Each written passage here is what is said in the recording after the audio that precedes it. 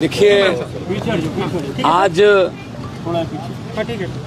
देश के एक ऐसे क्रांतिकारी नेता जिन्होंने एंटी करप्शन मूवमेंट से पार्टी शुरू की, जिन्होंने पूरे देश की राजनीति की दशा और दिशा बदलने का अहद किया और वाकई बदलकर भी दिखाई। दिल्ली में 2 बार बीजेपी को, एक बार 3 सीट आई, एक बार 8 सीट आई और तीसरी बार एमसीडी में हराया।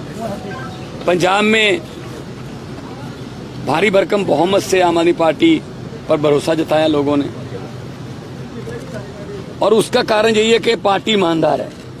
ये पार्टी पारदर्शिता से अपने काम करती है। चाहे तो दिल्ली में कोई भी 1 रुपए का कर्ज नहीं लिया, दिल्ली में बिजली फ्री कर दी, यहाँ पर नौकरियां मिलने लगी, मोहल्ला क्लिनिक खुल गए, स्कूल शानदार बन गए और दिल्ली का बजट 3 गुना बढ़ गया पहले से। अगर कोई माफिया बनाया होता, अगर कोई दोस्त मित्र पाले होते, जब दोस्तों मित्रों को सहायता की होती, तो ये काम दिल्ली में हो नहीं सकता था। बिल्कुल ऐसे आज 16 तारीख है, 13 महीने हो गए आज पंजाब में सरकार बने हुए। 28,000 से ज्यादा सरकारी नौकरियां दे चुके हैं। बिजली के बिल 80 से ज्यादा %, 82% के आसपास घरों को बिजली के बिल जीरो आते हैं। बिजली बोर्ड का पूरा सब्सिडी का पैसा हमने उनको दे दिया। हमारे 504 मोहल्ला क्लिनिक खुल चुके हैं, स्कूल ऑफ एमिनेंस खुल रहे हैं। किसानों को फसलों का मुआवजा, उनकी फसल अभी खेतों में है, पैसे खातों में पहुंच गए। ये कैसे हो सकता है संभव? आम आदमी पार्टी है, ईमानदार पार्टी है। हम लीकेज बंद करके, चाहे वो सैंड माफिया की थी, चाहे वो लैंड माफिया की थी, ट्रांसपोर्ट माफिया की थी, तो हमने उस लीकेज को बंद करके पैसा खजाने में डाला और खजाने से लोगों पर खर्च किया।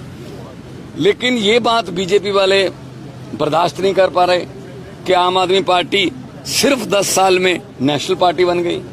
आम आदमी पार्टी गुजरात में गई, 13% मत ले आए और 5 एमएलए आ गए हमारे। आम आदमी पार्टी गोवा लड़ी, वहां पे हमारे एमएलए हैं। आम आदमी पार्टी के 10 राज्यसभा के सांसद हैं और राज्यसभा में भी संजय सिंह जैसे हैं जो टिकने नहीं देते इनको, जो सवाल पूछते हैं कि बताइए जी क्या रिश्ते हैं उद्योगपतियों के साथ आपके। तो ये बात इनको बर्दाश्त नहीं हो रही।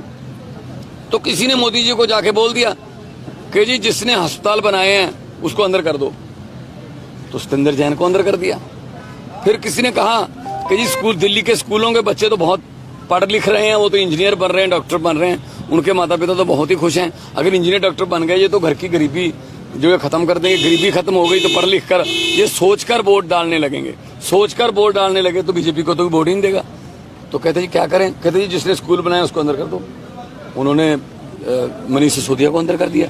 उन्होंने कौन सा किसी से पूछना है?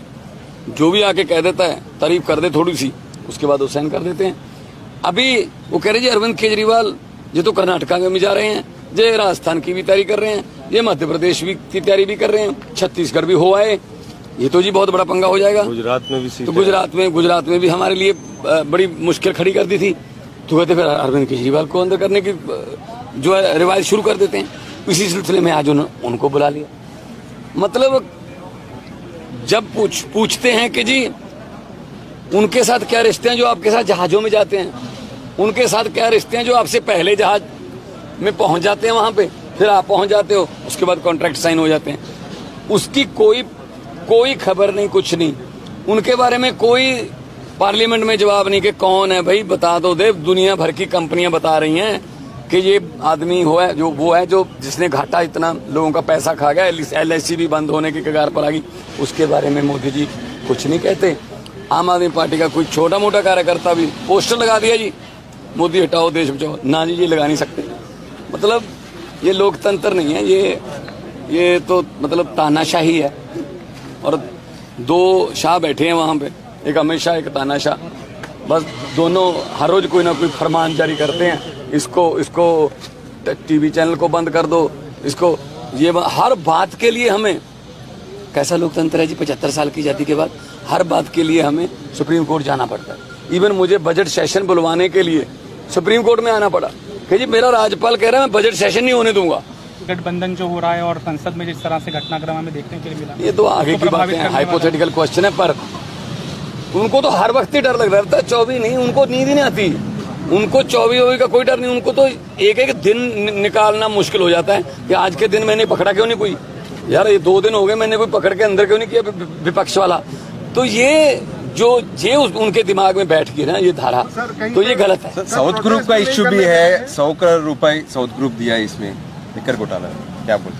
अरे कौन सा घोटाला, अभी तो हुई इनके घोटाला, ये तो बस वैसे घोटाले का इल्जाम लगा रहे हैं। बिल्कुल सेम पॉलिसी हमने पंजाब में लागू की है।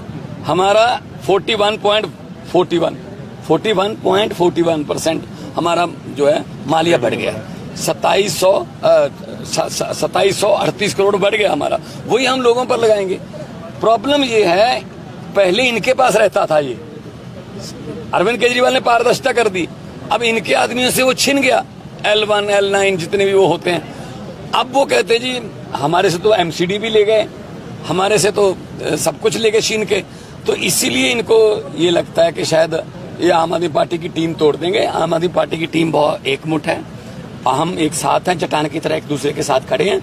और देखो MCD में इलेक्शन हुए, मेयर बनने में कितना टाइम लगा, सुप्रीम कोर्ट जाना पड़ा ना, मतलब जीतने के बाद भी नहीं छोड़ते भाई, अब तो छोड़ दो, तुम हार गए भाई, किसी को कभी विपक्ष में बैठना भी सीखो।